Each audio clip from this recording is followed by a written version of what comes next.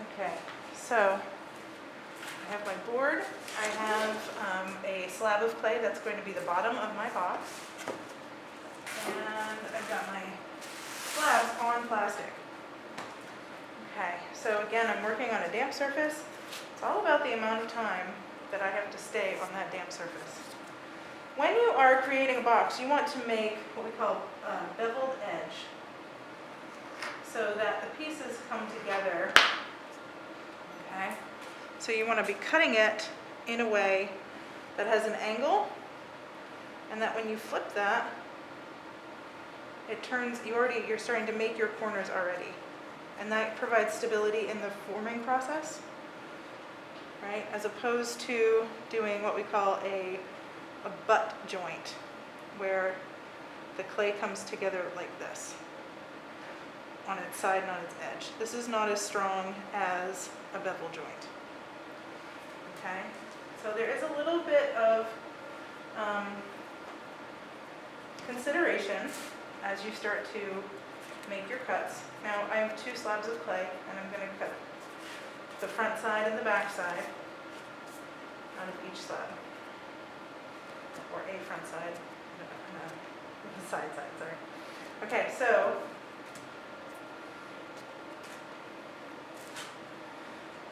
the top and the bottom can be cut straight, so at a 90-degree angle to the table.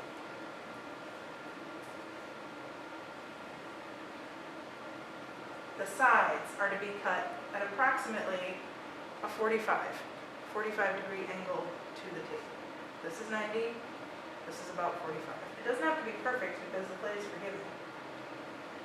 And so the outside of my tool is right at the edge of my template, and the end of the tool is actually, on the inside of that. Now we want to flip that angle. You still want to have a 45, but you want to have it going the other direction.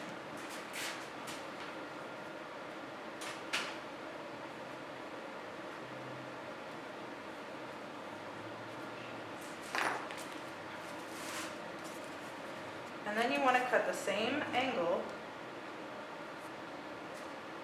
on the sides of your template. Again, the tops and bottoms can be 90 degrees, and I'm not holding the tool like this. I am holding it, as I trim through, but it's right. There's no angle there. I'm not trying to cut in at the top. I'm just going straight across. Do the same thing where the tool touches the template here, and the end of the pin tool is underneath.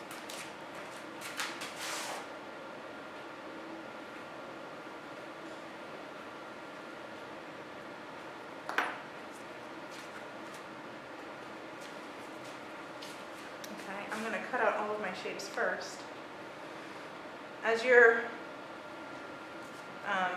removing, you'll see that I don't necessarily pull up the shape. I pull the excess off from around it. And I want to be careful, especially this middle piece. That part I'm going to leave in. As I slowly pull from the edge, okay, so it's like this.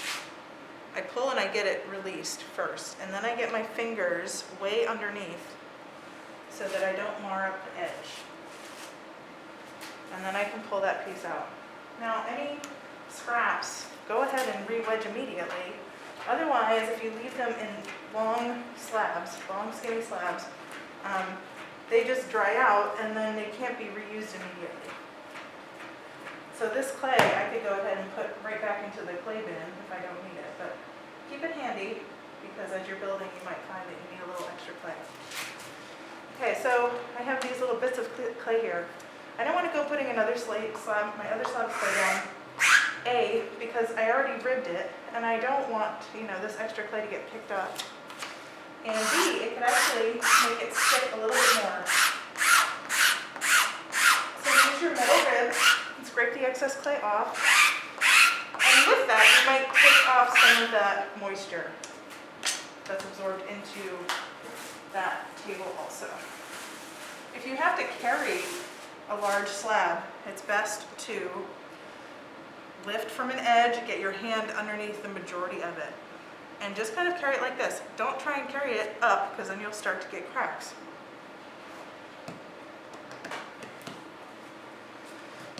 So that marked up my slab. Extra rimming never hurts.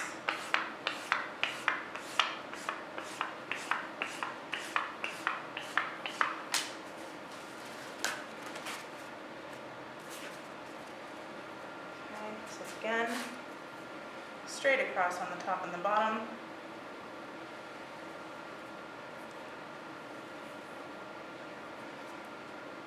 Bevel cuts on all sides.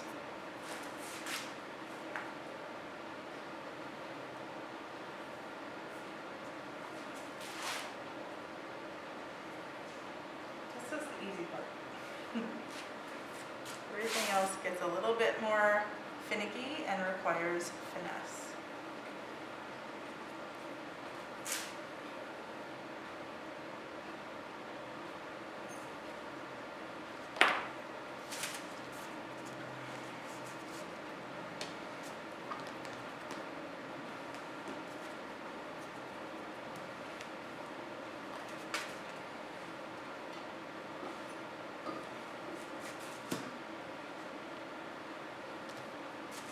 Tried to pull that middle piece up, it would end up, this undercut here would pull up and wreck the edges of my slab walls.